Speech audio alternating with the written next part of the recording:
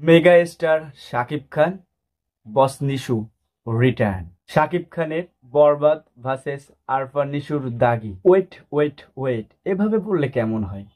Mega star বনাম বস, কার movie দেখতে আপনি বেশি আগ্রহী এবার ঈদে সিনেমা হলে গিয়ে? আমি তো অফকোর্স দুইটা মুভি দেখবো সিনেমা হলে গিয়ে, কারণ শাকিব খানের বরবাদ রোমান্টিক অ্যাকশন থ্রিলারের মুভি, অন্যদিকে দাগি গল্প নির্ভর। আমি কোনোটি মিস করতে চাই না। আজকের ভিডিওতে এবার ঈদে সবচেয়ে আলোচিত সমালোচিত যে দুটি মুভি বরবাদ ও দাগি, শাকিব খান ভার্সেস আরফান নিশুকে নিয়ে আলোচনা করব।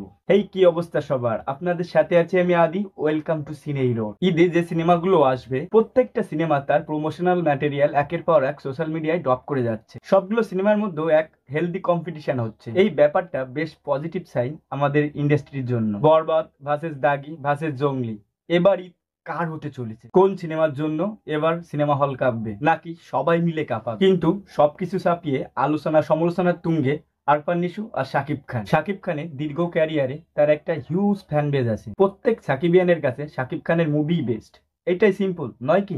অন্যদিকে আরফান নিশুর ক্ষেত্রেও দাগি টিজারটি দেখে যেমন মনে হচ্ছে দাগি হবে একটি গল্প নির্ভর সিনেমা। আর যদি মামা দাগির গল্পটা দর্শক মনে দাগ কেটে যায়, তাহলে তো জমে কি দাগি আরফান নিশু বসের সেকেন্ড সিনেমা। আপনারা জানেন 2 বছর আগে সুড়ঙ্গ করার পর দীর্ঘ বিরতিতে ছিলেন আরফান নিশু। তার মুখ্য কারণ হচ্ছে ভালো গল্পের অভাব।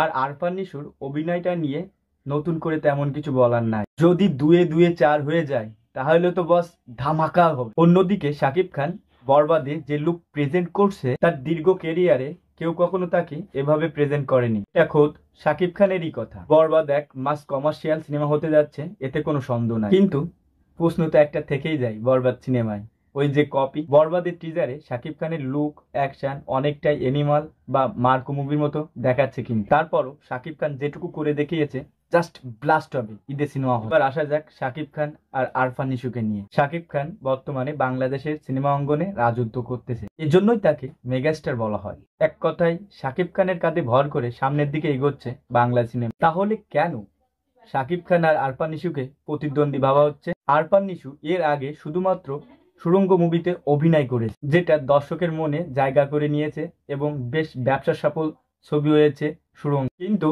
শাকিব খানের তো এমন অনেক মুভি আছে এই বর্তমান সময়ের, ধরুন প্রিয়তমা, রাজকুমার, তুফানের মতো এত ব্লকবাস্টার হিট সিনেমা দিয়ে, কিন্তু আরফান নিশু তার অভিনয় গুণে অসংখ্য ভক্তকে নিজের করে নিয়েছে। সত্যি বলতে আরফান নিশু যে চরিত্রে অভিনয় করে সেই ক্যারেক্টারের ভিতরে এমন ভাবে ঢুকে যান যাতে ক্যারেক্টারটি আবার নতুন করে প্রাণবন্ত হয়ে ওঠে আমাদের মাঝে। অন্যদিকে শাকিব খান কিসে কম, তার অভিনয় গুণে বছরের পর বছর কাবু করে রেখেছেন লক্ষ লক্ষ বাংলা সিনে ভক্তদের। আমি নিজে কখনো আরফান নিশু আর শাকিব খানের মধ্যে পার্থক্য তুলনা করি না। যার যার জায়গা থেকে সেই বেস্ট। খেলার মধ্যে যদি কঠিন প্রতিপক্ষ না থাকে তাহলে খেলার মাহাত্ম্যটা কোথায়? একজনের কাঁধে ভর করে বাংলা সিনেমা বেশি দূরে নিয়ে যাওয়া কখনোই সম্ভব হবে না।